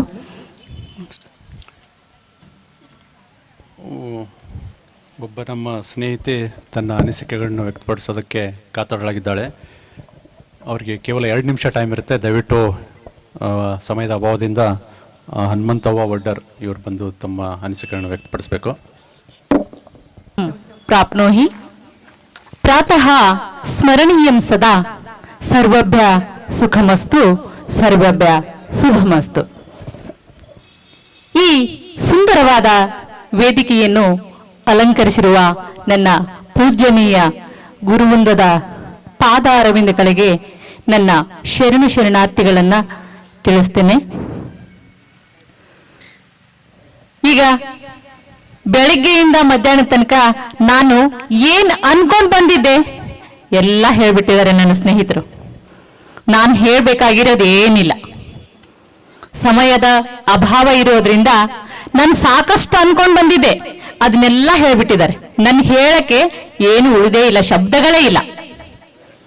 ಏನ್ ಹೇಳ್ಬೇಕು ಅಂತ ನನ್ನಲ್ಲಿ ಶಬ್ದಗಳೇ ಇಲ್ಲ. ನಾನು ಒಂದನ್ನೇ ಒಂದು ಗುರುಗಳ ಬಗ್ಗೆ ಹೇಳ್ತೀನಿ. ಏನಂದ್ರೆ, ಯಾವುದೇ ಒಂದು ಕಟ್ಟಡ ಸರಿಯಾಗಿ ನಿಲ್ಬೇಕು ಅಂತಂದ್ರೆ, ಸ್ಟ್ರಾಂಗ್ ಆಗಿರ್ಬೇಕು ಅಂತಂದ್ರೆ, ಅದರ ತಳಪಾಯ ಕೂಡ ಅಷ್ಟೇ ಸ್ಟ್ರಾಂಗ್ ಆಗಿರ್ಬೇಕು. ಅದರ ತಳಪಾಯ ಕೂಡ ಅಷ್ಟೇ ಸ್ಟ್ರಾಂಗ್ ಇರಬೇಕು. ಹಾಗೆ ಆ ತರ ತಳಪಾಯ ಸ್ಟ್ರಾಂಗ್ ಇರೋ ತರ ನಮ್ಗೆಲ್ಲ ಸನ್ಮಾರ್ಗವನ್ನ ತೋರಿಸಿದವರೇ ಈ ಗುರುಗಳು ಅಂತ ನಾ ಈ ದಿನ ಹೇಳಕ್ ಇಷ್ಟಪಡ್ತೀನಿ. ಇನ್ನೊಂದು ವಿಷಯ, ಈ ಗುರುಗಳು ನೀವೆಲ್ಲ ಹೇಳಿದ್ರಿ, ಗುರುಗಳೆಂದರೆ ಗುರು ವಿಷ್ಣು, ಗುರು ಬ್ರಹ್ಮ, ಗುರು ಮಹೇಶ್ವರ, ಗುರು ಸಾಕ್ಷಾತ್ ಪರಬ್ರಹ್ಮ, ತಸ್ಮೈ ಶ್ರೀ ಗುರುವೇ ನಮಃ ಅಂತ. ಸ್ವರ್ಗ ಎಲ್ಲಿದೆ ಅಂದ್ರೆ ನಮ್ಮ ಗುರುಗಳಲ್ಲಿದೆ, ಗುರುವಿನ ಪಾದದಡಿ ಇಲ್ಲಿದೆ ಅಂತ ಒಂದೇ ಒಂದು ಏನಂದ್ರೆ, ನಮ್ಮ ರವೀಂದ್ರನಾಥ್ ಟ್ಯಾಗೋರ್ ಅವರ ಒಂದು ಗುರುಕುಲದಲ್ಲಿ ನಡೆದಿರ್ತಕ್ಕಂಥ ಒಂದು ಘಟನೆಯನ್ನ ಹೇಳಿ ನನ್ನ ಮಾತುಗಳನ್ನ ಮುಗಿಸ್ತೇನೆ. ರವೀಂದ್ರನಾಥ್ ಟ್ಯಾಗೋರ್ ಅವರು ತಮ್ಮ ಗುರುಕುಲದಲ್ಲಿ ಹೇಳ್ತಾರೆ ಒಂದು ಮಕ್ಕಳಿಗೆ, ಏನಂದ್ರೆ, ಮಕ್ಕಳೇ, ನೀವು ನಾಳೆ ಬರ್ಬೇಕಾದ್ರೆ ನಾನ್ ನಿಮಗೆ ಒಂದು ಮನೆಗೆಲಸವನ್ನ ಹೇಳ್ತೀನಿ. ಆ ಮನೆಗೆಲಸವನ್ನ ನೀವೆಲ್ಲರೂ ದಯವಿಟ್ಟು ಮಾಡ್ಕೊಂಡ್ ಬರ್ಬೇಕು, ತಪ್ಪದೆ ಮಾಡ್ಕೊಂಡ್ ಬರ್ಬೇಕು ಅಂತ. ಮಕ್ಕಳು ಹೇಳ್ತಾರೆ ದಿನಂಪ್ರತಿ ಹಾಗೆ, ಆಯ್ತು ಗುರುಗಳೇ ಮಾಡ್ಕೊಂಡ್ ಬರ್ತೀವಿ ಅಂತ. ಸರಿ ಹೇಳ್ತಾರೆ ರವೀಂದ್ರನಾಥ್ ಟ್ಯಾಗೋರ್ ಅವರು ತಮ್ಮ ಗುರುಕುಲದಲ್ಲಿ ವಿದ್ಯಾರ್ಥಿಗಳಿಗೆ, ಮಕ್ಕಳೇ, ನಾಳೆ ಬರ್ಬೇಕಾದ್ರೆ ಸ್ವರ್ಗದಲ್ಲಿ ಇರ್ತಕ್ಕಂತ ಪುಟ್ಟಿಯ ಮಣ್ಣನ್ನು ನೀವು ತೆಗೆದುಕೊಂಡು ಬನ್ರಿ ಅಂತ. ಮಕ್ಕಳು 5, 6ನೇ ಕ್ಲಾಸ್ನಲ್ಲಿ ಇರ್ತಕ್ಕಂತ ಮಕ್ಕಳು, ಆ ಮಕ್ಕಳಿಗೆ ಸ್ವರ್ಗ ಅಂದ್ರೇನೆ ಗೊತ್ತಿಲ್ಲ, ನರಕ ಅಂದ್ರೂ ಗೊತ್ತಿಲ್ಲ. ಮಕ್ಕಳಂತಾರೆ, ಗುರುಗಳೇ ಆಯ್ತು, ನಾವು ಮನೆಗೆ ಹೋದ್ಮೇಲೆ ಹೋಮ್ವರ್ಕ್ ಅನ್ನ ಮಾಡ್ಕೊಂಡ್ ಬರ್ತೀವಿ ಅಂತ. ಆವಾಗ ಮಕ್ಕಳು ಹೇಳ್ತಾರೆ, ಮನೆಗೆ ಹೋಗಿ, ಅಮ್ಮ, ಅಪ್ಪ, ಈ ಹೋಮ್ವರ್ಕ್ ಅಂದ್ರೇನೆ ಏನ್ ಗೊತ್ತಾಗ್ತಾ ಇಲ್ಲ. ಇವತ್ತಿನ ಹೋಮ್ವರ್ಕ್ ಯಾಸ್ ಇಟ್ ಈಸ್ ನಾವು ಪಾಠ ನೋಡಿ ಬರೆಯೋದಲ್ಲ, ಪುಸ್ತಕದಲ್ಲಿ ಇರ್ತಕ್ಕಂಥದ್ದು ಅಲ್ಲ, ಯಾವುದೂ ಅಲ್ಲ. ನಮ್ ಸರ್ ಒಂದು ಹೋಮ್ವರ್ಕ್ ಕೊಟ್ಟಿದ್ದಾರೆ, ದಯವಿಟ್ಟು ಅದನ್ನ ನಮಗ್ ತಿಳಿಸ್ಕೊಡಿ ಅಂತ. ತಂದೆ ತಾಯಿ ಕೇಳ್ತಾರೆ, ಮಾಸ್ಟರ್ ಏನ್ ಹೇಳ ನಿಮ್ಗೆ ಹೋಮ್ವರ್ಕ್ ಇಂದ ಏನದು ಅಂತ. ಹೇಳ್ತಾರೆ, ಅಮ್ಮ, ಸ್ವರ್ಗದಲ್ಲಿ ಇರ್ತಕ್ಕಂತ ಪುಟ್ಟಿಯ ಮಣ್ಣನ್ನ ನಮಗೆ ಹೋಮ್ವರ್ಕ್ ಹೇಳಿದ್ದಾರೆ ಅಂತ. ಹೇಳ್ತಾರೆ ಪಾಲಕರು, ಸ್ವರ್ಗದಲ್ಲಿ ಪುಟ್ಟಿಯ ಮಣ್ಣು ಅಂದ್ರೆ ಎಲ್ಲಿ ಸಿಗ್ತದೋ ಅದನ್ನ ಹೋಗಿ ಅವ್ರಿಗೆ ಕೇಳ್ರಿ ಅಂತ, ನಮಗೆ ಈ ಹೋಮ್ವರ್ಕ್ ಬರೋದಿಲ್ಲ ಅಂತ. ಹೌದಾ? ಯಾಸ್ ಇಟ್ ಈಸ್ ಮಕ್ಕಳು ಹೋಗ್ತಾರೆ ಕ್ಲಾಸ್ಗೆ, ಗುರುಗಳು ಬರ್ತಾರೆ, ಟ್ಯಾಗೋರ್ ಅವರು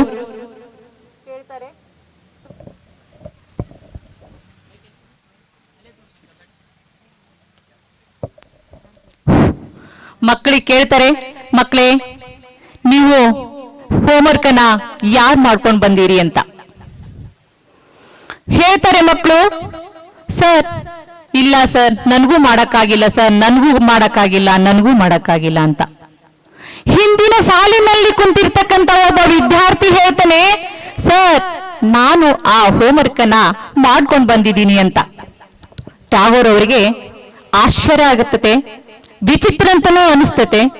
ಹೇಳ್ತಾರೆ, ಅಪ್ಪ ವಿದ್ಯಾರ್ಥಿ, ನೀ ಮುಂದೆ ಬಂದು ಈ ಎಲ್ಲಾ ವಿದ್ಯಾರ್ಥಿಗಳಿಗೆ ನೀ ಏನ್ ಮಾಡ್ಕೊಂಡ್ ಬಂದಿ ಅನ್ನೋದನ್ನ ತಿಳಿಸ್ಕೊಡು ಅಂತ.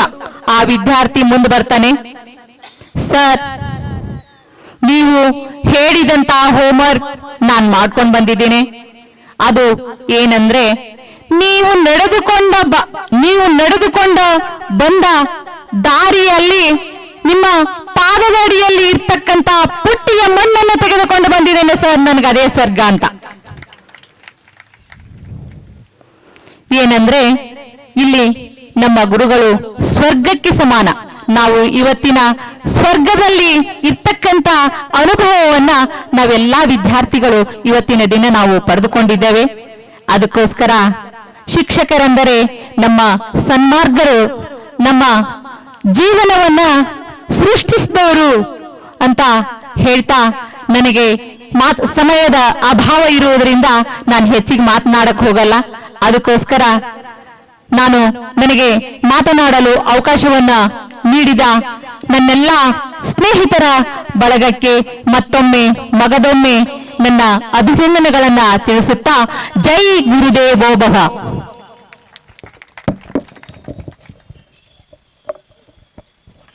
ಮಹತ್ವವನ್ನ ಅತ್ಯಂತ ಮಾರ್ಮಿಕವಾಗಿ ತಮ್ಮ ನುಡಿಗಳಲ್ಲಿ ಹೇಳಿದಂಥ ಸಹಪಾಠಿ ಹನುಮಂತವ್ವ ವಡ್ಡರಿಗೆ ಧನ್ಯವಾದಗಳು.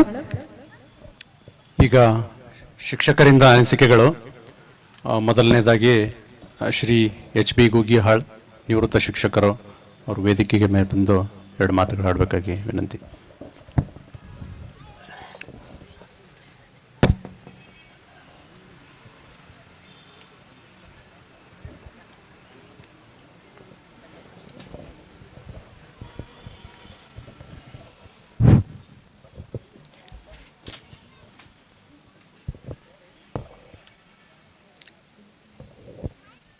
ವೇದಿಕೆ ಮೇಲೆ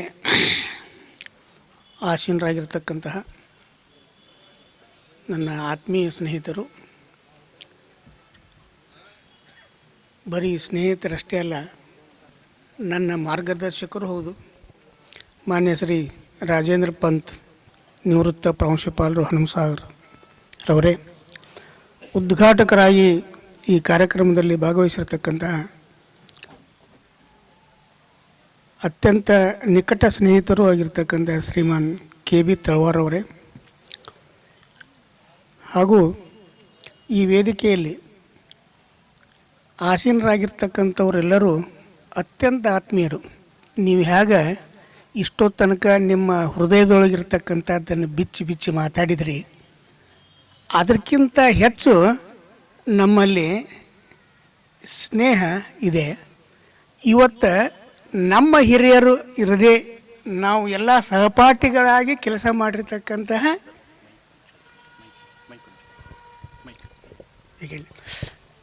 ಸಹಪಾಠಿಗಳಾಗಿರ್ತಕ್ಕಂತಹ ಸ್ನೇಹಿತರು ಈ ವೇದಿಕೆ ಮೇಲೆ ಇದ್ದೇವೆ. PH ತಳವಾರ್ ಅವರು, ನಾನು, ಶ್ರೀಮಾನ್ ಒಂಟೇಳಿ ಅವರು, ತುಳಜಾರಾಮ್ ಅವರು, KB ತಳವಾರ್ ಅವರು, ರಾಜೇಂದ್ರ ಸರ್ ಅವರು ಎಲ್ಲರೂ ಒಂದೇ ತಾಟಿನಲ್ಲಿ ಅನೇಕ ಸಲ ಊಟ ಮಾಡಿದ್ದೆವು. ನಿಮಗೆ ಆಶ್ಚರ್ಯ ಅನ್ನಿಸ್ಬೋದು, ನಮಗಿಂತ ಸೀನಿಯರ್ ಇದ್ರೂ ನಾವು ಬೇರೆ ಕಡೆ ಕೂತು ಊಟ ಮಾಡ್ತಿದ್ದೆವು. ಒಂದು ಸಲ ಮಾನ್ಯ ರಾಜೇಂದ್ರ ಸರ್ ಅವರು ಯಾವಾಗಲೂ ಇನ್ನೊಂದು ವಿಷಯ ಮಾತಾಡೋದು ಬಹಳಷ್ಟಿದೆ, ಸ್ವಲ್ಪ ಸಂಕ್ಷಿಪ್ತ ಮಾಡ್ತೀನಿ, ಅನುಭವಗಳನ್ನು ಹಂಚ್ಕೋತೀನಿ ಅಷ್ಟೇ. ನಾನು ಈ ವೇದಿಕೆಯಲ್ಲಿರ್ತಕ್ಕಂಥ ಎಲ್ಲರೂ ಒಂದು ಸ್ವಲ್ಪ ಟೈಮ್ ಹಿಡಿದ್ರೂ ಸ್ವಲ್ಪ ಸಹಕಾರ ಮಾಡಬೇಕು. ನಾನು ಈ ಊರಿಗೆ ಬಂದ ನಂತರ ಶಿಕ್ಷಕನಾಗಿ ಪ್ರಥಮವಾಗಿ ಆಗಸ್ಟ್ 17, 1982ದಾಗ ಬಂದು ಜಾಯ್ನ್ ಆದೆ. ಅವಾಗ ನಾ ಬಂದು ಜಾಯ್ನ್ ಆಗೋದ್ರೊಳಗನ ಇಲ್ಲಿ 5 ಜನ ಉಪನ್ಯಾಸಕರು, ಎಲ್ಲರೂ ಬ್ಯಾಚಲರ್ಸ್, ಅವ್ರು ಬಂದು ಜಾಯ್ನ್ ಆಗಿದ್ರು. ನಾನು ಅವ್ರು ಕೂಡ ಸೇರಿಕೊಂಡೆ. ಎಲ್ಲರೂ ಏನಂದ್ರೆ ತರುಣರು, ಏನಾದರೂ ಒಂದು ಕೆಲಸ ಮಾಡ್ಬೇಕಾದ್ರೆ ನಾ ಮುಂದೆ ನೀ ಮುಂದೆ ಅಂತ ಹಂಚ್ಕೊಂಡು ತಿಂತೇವಲ್ಲ, ನಾವು ಹಂಗೆ ಹಂಚ್ಕೊಂಡು ಕೆಲಸ ಮಾಡ್ತಿದ್ದೆವು. ಅಂಥ ಒಂದು ಪರಿಸ್ಥಿತಿ ಒಳಗೆ ರಾಜೇಂದ್ರ ಅವರು ಏನಾದರೂ ಅಡುಗೆ ತಯಾರು ಮಾಡ್ತಿದ್ರು. ಈ ಅವಲಕ್ಕಿ ಮಾಡಿದರೆ ನಾವೆಲ್ಲರೂ ಕಸಗೊಂಡು ತಿಂತಿದ್ದೆವು ಅದನ್ನು. ಅವ್ರೇನು ಮಾಡೋರು, ಮಧ್ಯದೊಳಗೊಮ್ಮೆ ನನಗೆ ಸಿಗ್ತೈತೆ ಇಲ್ಲ ಅಂತೇಳಿ ಒಂದು ಪ್ಲೇಟ್ನಾಗ ಹಾಕಿ ಅದಕ್ಕೆ ಥೂ ಅಂತ ಉಳ್ಬಿಡೋರು, ಯಾರು ಮುಟ್ಟಬಾರ್ದು ಅಂತೇಳಿ. ಇಷ್ಟೊಂದು ಆತ್ಮೀಯರಾಗಿ ನಾವು ಇಲ್ಲೆಲ್ಲ ಕೆಲಸವನ್ನು ಮಾಡಿದ್ದೇವೆ. ನಾನು ವೈಯಕ್ತಿಕವಾಗಿ ಈ ಶಾಲೆಯಲ್ಲಿ ಗಳಿಸಿರ್ತಕ್ಕಂಥದ್ದು ಅನುಭವವನ್ನು ಪಡೆದಿರ್ತಕ್ಕಂಥದ್ದು ಬಹಳಷ್ಟಿದೆ. ನಾನು ಇಲ್ಲಿಂದ ಟ್ರಾನ್ಸ್ಫರ್ ಆಗಿ ಹೋದ ನಂತರ ಇಲ್ಲಿ ಕಲ್ತಿರ್ತಕ್ಕಂಥ ಅನುಭವವನ್ನು ನಾನು ಅದನ್ನು ಸಾಧನಪಡಿಸ್ಕೊಂಡಿದ್ದೀನಿ, ಅದನ್ನು ನನ್ನ ಗಳಿಕೆಗಾಗಿ ಉಪಯೋಗಿಸ್ಕೊಂಡಿದ್ದೀನಿ. ಹೇಗೆ ಈ ಊರಿಗೆ ನಾ ಬಂದು ಜಾಯ್ನ್ ಆದಾಗ ನನ್ನ ಜೊತೆಗೆ ನನ್ನ ಸಹೋದರಿ ಇದ್ಲು, ಇಬ್ಬರು ಸಹೋದರರಿದ್ದರು. ಆ ಇಬ್ಬರು ಸಹೋದರರು ಪ್ರೈಮರಿ ಸ್ಕೂಲ್ ಟೀಚರ್ ಆಗಿದ್ದಾರೆ. ನಮ್ಮ ಸಹೋದರಿನೂ SSLC ಪಾಸ್ ಆದ ನಂತರ ಒಳ್ಳೆಯ ಮನೆತನಕ್ಕೆ ಕೊಟ್ಟಿವಿ. ಆಕೆನೂ ಭಾಳ ಉತ್ತಮ ಸ್ಥಿತಿಯಲ್ಲಿ, ಅವರು ಅಂದಾಜು 500-600 ಕ್ವಿಂಟಲ್ ಕಡ್ಲಿ ಬೆಳೀತಾರೆ ಅವರು, ಅಂಥ ಉತ್ತಮ ಸ್ಥಿತಿಯಲ್ಲಿ ಅವರು ಇದ್ದಾರೆ. ಮತ್ತು ಇದಕ್ಕಿಂತ ಹೆಚ್ಚು ಸಂತೋಷ ನನಗೆ ಏನೂ ಬೇಕಾಗಿಲ್ಲ. ಅದಕ್ಕೆ ಇಲ್ಲಿರ್ತಕ್ಕಂತಹ ಒಂದು ಅನುಭವ ಹೇಗೆ ಅಂತಂದ್ರೆ, 83ನೇ ಇಸ್ವಿಗೆ ಇಲ್ಲೊಂದು ಪ್ರೀ ಸ್ಕೂಲ್ ಎಜುಕೇಷನ್ ಅಂತೇಳಿ ಒಂದು ಕೋರ್ಸ್ ಈ ಊರಿನ ಹಿರಿಯರು, ಆನಂತರ NP ಕುಲಕರ್ಣಿಯವರು, ಜಾಗೀರ್ದಾರ್ ಅವರು ಅದಕ್ಕೆ ಮುಖ್ಯ ಕಾರಣಕರ್ತರು, ಅದನ್ನು ತೊಗೊಂಬಂದರು. ಅದು ಆಗಲೇ ಈಗ ನರ್ಸರಿ ಶಾಲೆಗಳಿಗೆ ಶಿಕ್ಷಕರನ್ನು ಆಯ್ಕೆ ಮಾಡ್ತಕ್ಕಂಥ ಒಂದು ಪ್ರಮುಖ ತರಬೇತಿ ಕೇಂದ್ರ ಆಗಿತ್ತು. ಅದರಲ್ಲಿ ನಾನು, ತಳವಾರ್ ಸರು, ರಾಜೇಂದ್ರ ಸರು, ಬಹಳ NP ಕುಲಕರ್ಣಿಯವರು, ಪ್ರಭಾ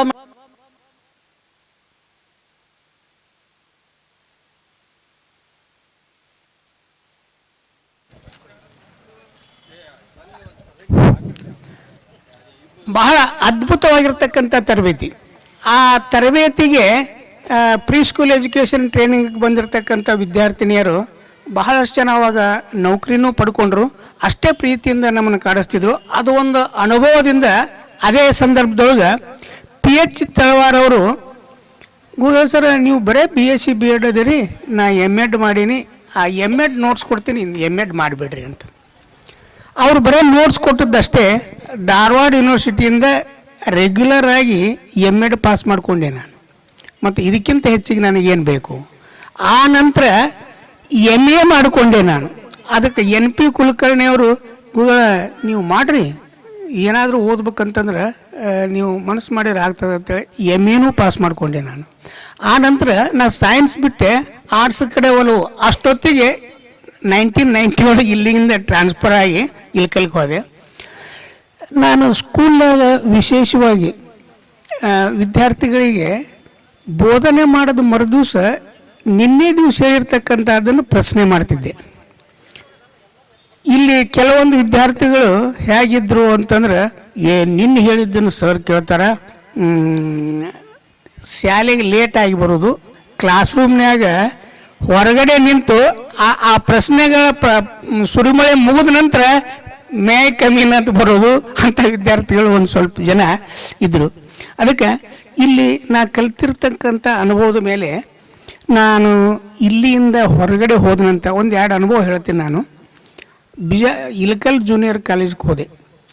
ಇಳಕಲ್ ಜೂನಿಯರ್ ಕಾಲೇಜ್ದಾಗ ಹನುಮಸಾಗರದಿಂದ ಹಿಂಗೆ ಟ್ರಾನ್ಸ್ಫರ್ ಆಗಿ ಬಂದಾರ ಅಂತಂದ್ರೆ, ಹನುಮಸಾಗರದಾಗ ಗೌರ್ಮೆಂಟ್ ಹೈಸ್ಕೂಲ್ ಭಾಳ ಚೆನ್ನಾಗೈತಿ, ಅವ್ರಿಗೆ ಇಲ್ಲಿ ಬೇರೆ ಏನಾದರೂ ಕೊಡೋಣಲ್ಲ ಅಂಥೇಳಿ ಅಲ್ಲೊಂದು ಏನಿತ್ತು, ನಾನು ಗೌರ್ಮೆಂಟ್ ಹೈಸ್ಕೂಲ್ ಇಳಕಲ್ದಾಗ 8ನೇ ವರ್ಗ 9ನೇ ವರ್ಗ ಬೆಳಗ್ಗೆ, 10ನೇ ವರ್ಗ ಮಧ್ಯಾಹ್ನ. ಆ 10ನೇ ವರ್ಗಕ್ಕೆ ಬೋಧನೆ ಮಾಡ್ತಕ್ಕಂಥವ್ರು ಮನ್ಯಾಗ ಕೋಚಿಂಗ್ ಕೊಡೋದು. ಅಲ್ಲಿ ಬಹಳಷ್ಟಿತ್ತದು. ನಾ ಅಲ್ಲಿ ಹೋದ ನಂತರ ಅಲ್ಲೊಬ್ಬರು ಬಿಜಾಪುರದವರೇ ಪ್ರಿನ್ಸಿಪಾಲ್ರಿದ್ದರು. ಏನು ಗೂಗಲ್ ಯಾಕೆ ಈ ರೀತಿ ಆಗ್ತದೆ ಇಲ್ಲಿ ಅಂತ. ಇಲ್ಲ ಸರ, 8th 9th 10th 3 ಮಧ್ಯಾಹ್ನ, 8th 9th 10 2 ಬೆಳಿಗ್ಗೆ ಮಾಡೋಣ ಅಂದಾಗ ಭಾಳಷ್ಟು ಜನ ಅವಿರೋಧ ಮಾಡಿದರು. ಆದರೂ ನಾವು ಅದನ್ನು ಏನು ಮಾಡಿದೆವು, ಯಶಸ್ವಿ ಮಾಡಿದೆವು. ಆ ಒಂದು ಅನುಭವ ಅಂದ್ರೆ, ಎಲ್ಲಿ ಘರ್ಷಣೆ ಆಕೈತಿ ಅಲ್ಲಿ ಇರ್ತಕ್ಕಂಥ ಸತ್ವ ಹೊರಗೆ ಬರ್ತದೆ. ಎಲ್ಲಿ ಘರ್ಷಣೆ ಆಗೋದಿಲ್ಲ, ಎಲ್ಲದನ್ನು ನಾವು ಒಪ್ಕೊಂಡೇವು ಅಂದ್ರೆ ಅಲ್ಲಿ ಏನಾಗಂಗಿಲ್ಲ. ನಮ್ಮ ಅನುಭವಕ್ಕೆ ಅಂದ್ರೆ ನಾವು ಹೊಸದನ್ನು ಏನಾದರೂ ಸಾಧನೆ ಮಾಡಲಿಕ್ಕೆ ಆಗೋದಿಲ್ಲ. ಅಲ್ಲಿಂದ ನಾನು ಬಿಜಾಪುರಕ್ಕೆ ಹೋದೆ.